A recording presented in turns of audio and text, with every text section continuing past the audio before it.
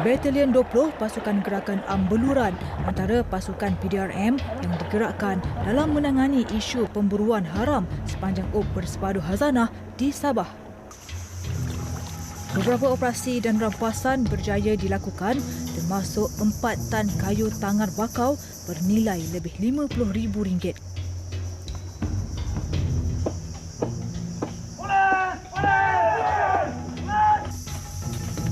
Ketika serbuan jam 1 tengah hari, 2 warga asing didapati sedang memotong kulit kayu tangar bakau menggunakan kapak. Operasi dijalankan di hutan simpan Sungai Sugut, Pulau Jambungan, kira-kira 60 batu nautika dari Sandakan melalui jalan laut.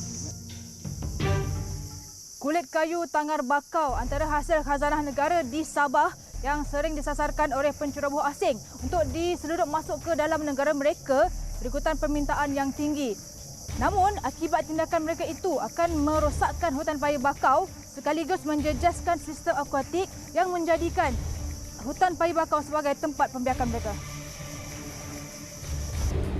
Selain itu, pasukan ini juga terlibat di dalam menjejak dan membuat tangkapan penjenayah di dalam pembunuhan seekor gajah pigmi di sebuah ladang di Beluran, Oktober tahun lalu.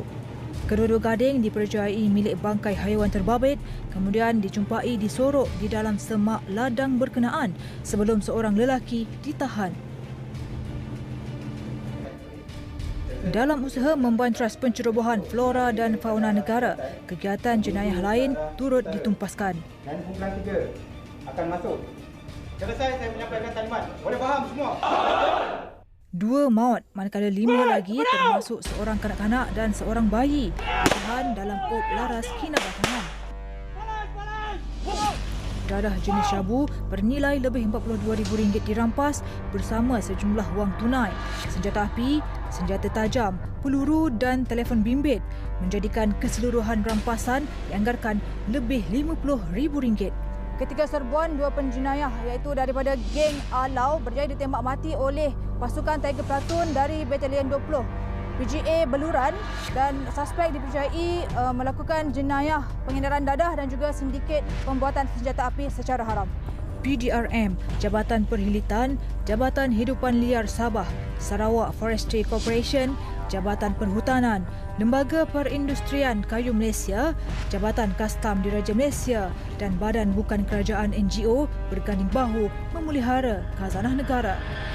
Justru itu, syarat memburu bagi pemegang lesen senjata api diarah untuk dibatalkan dan tiada kelulusan baru dikeluarkan selepas itu.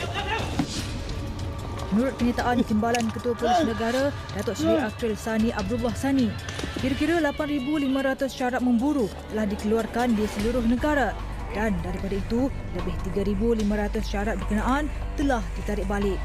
Difahamkan baki akan dibatalkan sehingga hujung September ini. Flora dan fauna, khazanah berharga negara, perlu dilindung bukan diceroboh. Selamatkan khazanah negara, tanggungjawab bersama. Hukuman berat bakal dihadapi sekiranya gagal mematuhi undang-undang. Nur Izzati Lokman, 999 TV3.